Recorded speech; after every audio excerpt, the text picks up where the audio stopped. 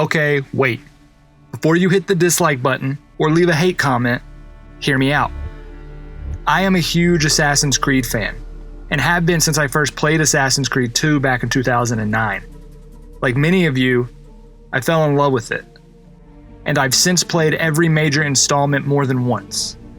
I have enjoyed all of the games, some more than others. However, even the most die-hard fan will admit that the franchise has somewhat lost its luster. Whatever your take on the modern era of Assassin's Creed is, there's no denying that it hasn't lived up to the potential that we were hoping for. However, if you ask fans, at what point do you think it went off the rails, you will get very different answers.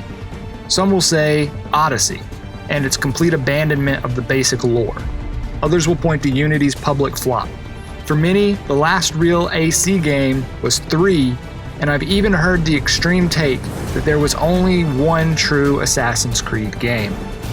Personally, I think all of you are wrong, but I also think all of you are right. It hasn't been one decision, or even one game, that has left us where we are now. There have been a series of mistakes along the way, some obvious and some not so obvious. In fact, some of the most beloved aspects of the games may have led to the negative long-term effects for the franchise. What I am hoping to do is examine each game to identify what these things were and exactly how they affected the series as a whole. This, in many ways, is just as hard for me to say as it may be for you to hear. You may not like some of the things I have to say. You may vehemently disagree, but just know what I critique, I do so out of love. So without further ado, let's get into it. Why Assassin's Creed 2 ruined Assassin's Creed. Sort of.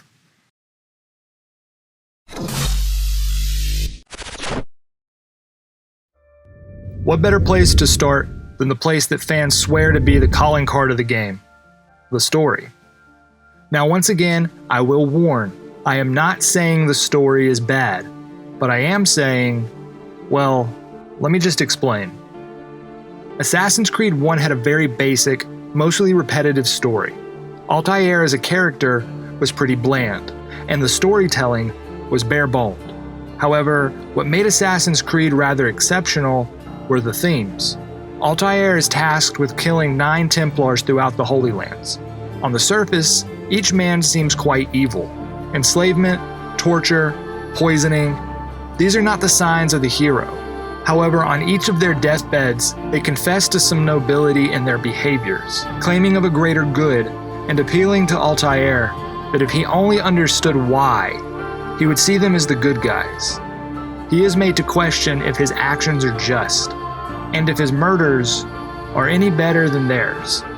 Throughout the story, Altair pondered what is good, what is evil, what it is to know the difference, and even what it is to know. These are fairly deep concepts, especially for a video game, and Assassin's Creed did a pretty good job at dealing with them.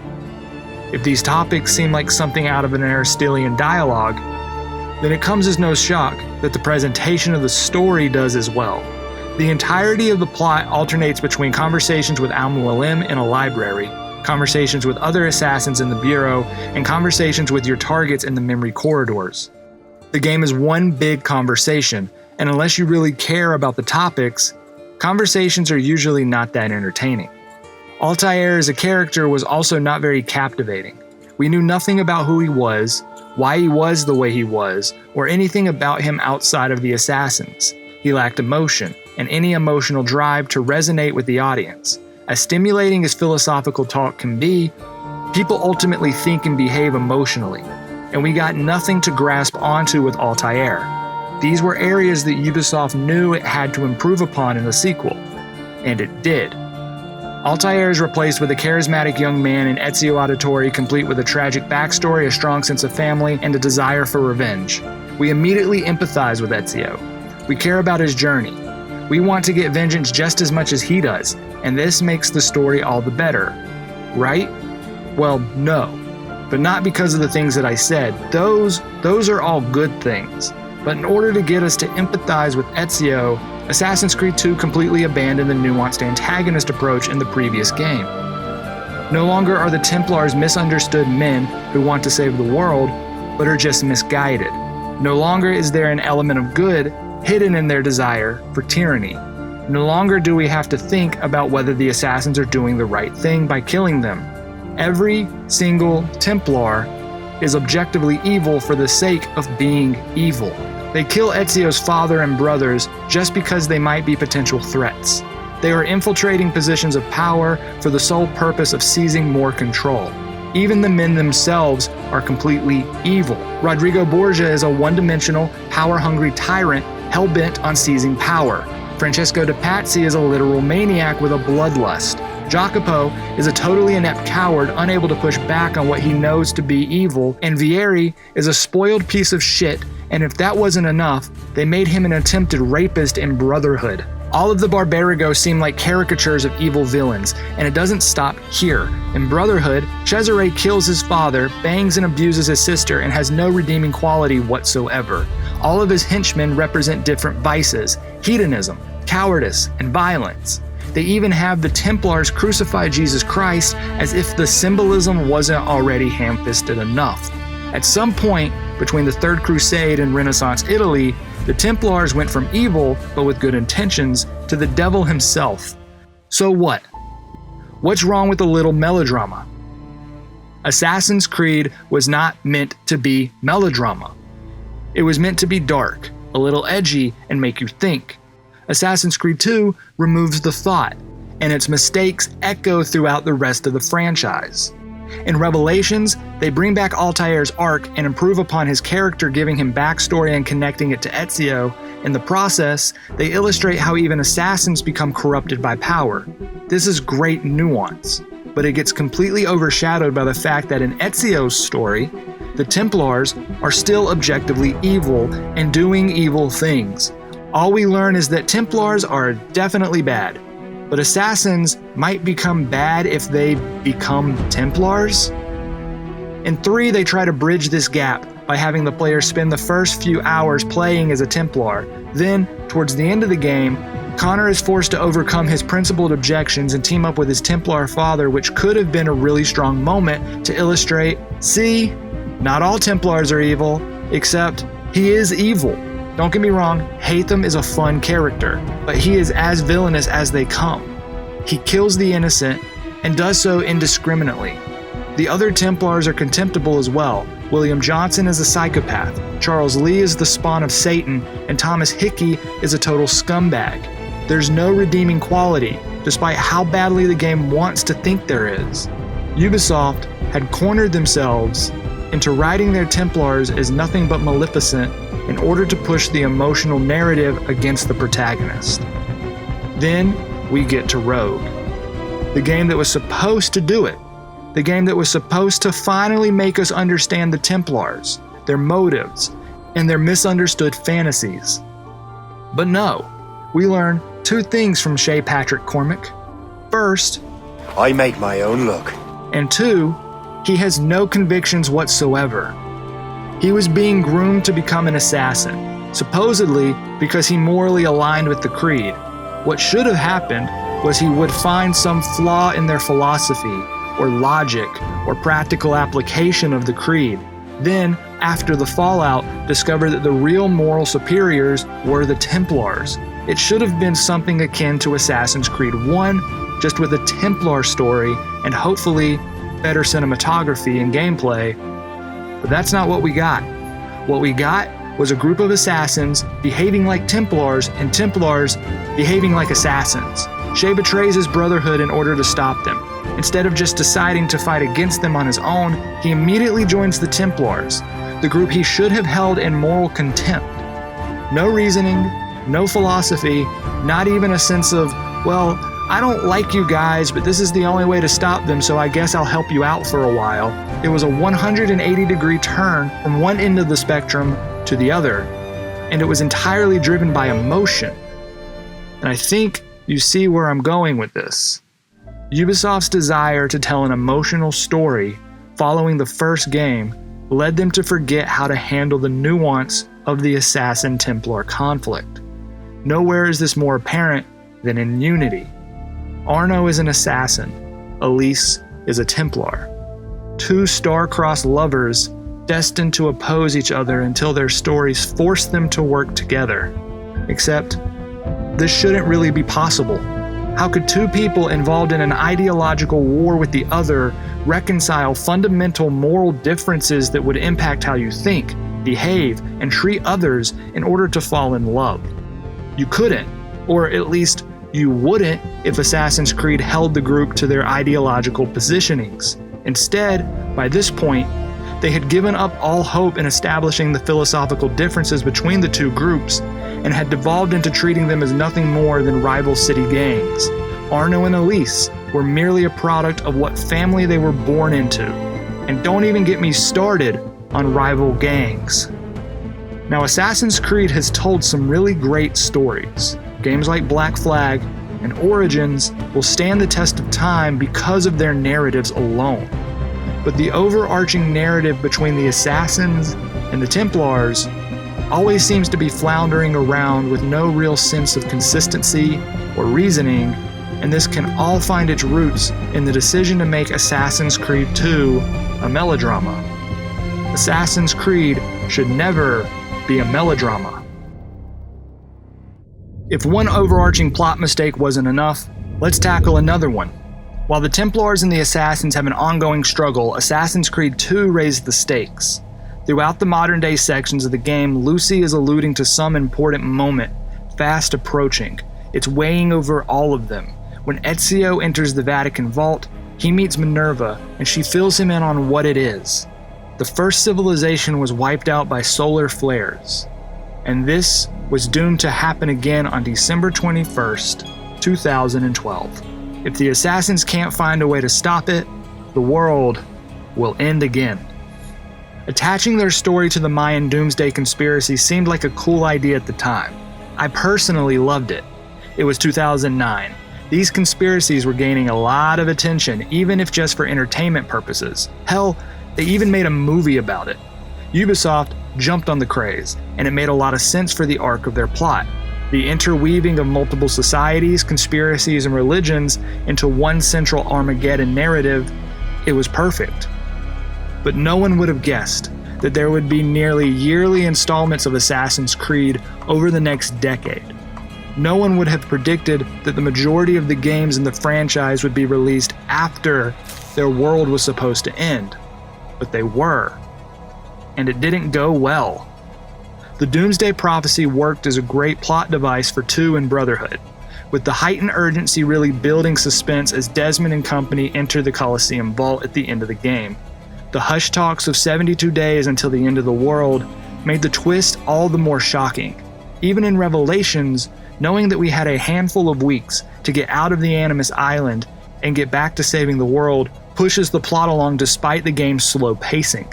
Assassin's Creed 3 ramped up that urgency so that by the end, Desmond willingly sacrificing himself and saving the world gave us the payoff we needed. It felt complete. The puzzle was solved. We had resolution. But December 21st came and went. The world kept spinning. And Ubisoft kept spitting out Assassin's Creed games. No Desmond, no urgency, no purpose. Without a sense of identity or direction, the modern day has sucked ever since. They tried in Black Flag and Rogue to tell a new story with an unnamed protagonist working at Abstergo Entertainment, a Templar research facility disguised as a production company. But there was no real urgency or relevance. We ultimately didn't care anymore. No matter how much they tried to make it seem important, it mainly just served as a way to infuse nostalgia and Easter eggs for the veteran fans. In Unity and Syndicate, they all but stopped trying. There were a few cutscenes of Sean and Rebecca doing assassin-y things, but it was never really put together in a coherent or, more importantly, a compelling way. There was no modern-day protagonist. We are the protagonist. It was meta, but only in the hopes that it distracted you from its emptiness. Then we got Layla. From Origins through Valhalla, we had a single protagonist interconnecting all of these stories, but she had no real story of her own. She is recruited to the Assassins by William Miles. It was a cute little nostalgic nod back to the beginning, but from there was no real plot. Sure, there's a team, and they're assassins, but there is once again no urgency, purpose, or direction. In Valhalla, they try to fix that. They imply the world is ending again, whatever Juno did to save it has worn off, and now they have to do everything over again.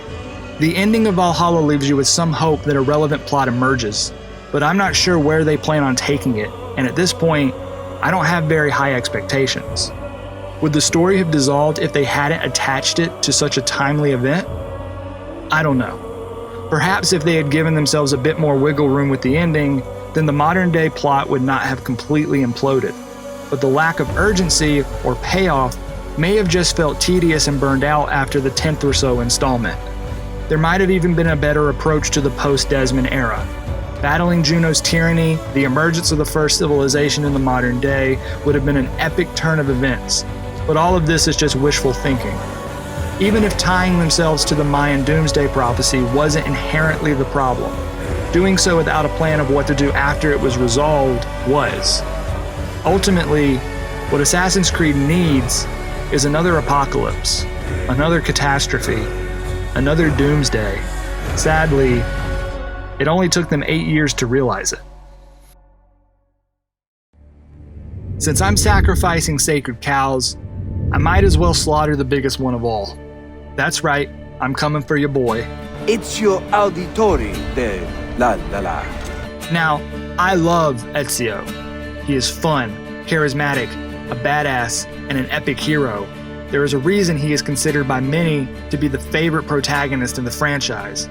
He is so popular that when you ask, who is your favorite protagonist, you always have to specify, other than Ezio. That's sort of the point though. He is popular, and he is popular because he is perfect. He's a lover and a fighter. He's calm and aggressive.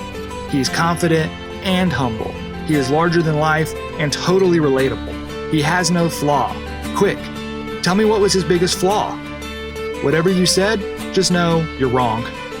The beginning of the game tries to paint him as an irresponsible teenager, but the second his father and brother are dead, he immediately takes responsibility and ushers his mother and sister to safety. Maybe he is brash and overly aggressive? Well, when did that ever come back to haunt him? Nowhere, that's where. He gets a little talking from Mario after he yells at a dead Vieri, and that's all it took. He immediately switched into the stoic Italian Batman we all know him as. Good character writing gives a character specific flaws that inevitably lead to conflicts. In order to overcome those conflicts, the character has to fix those flaws. When the measures needed to fix that flaw also solves the conflict, that is a well-presented story.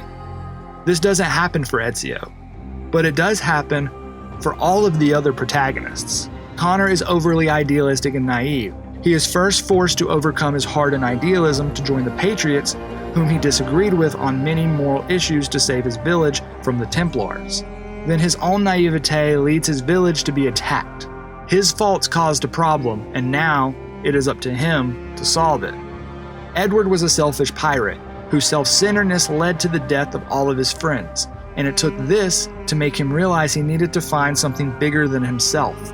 Do you think that him becoming a father at the end of the game would mean anything if he hadn't had overcome his personal failures to get there?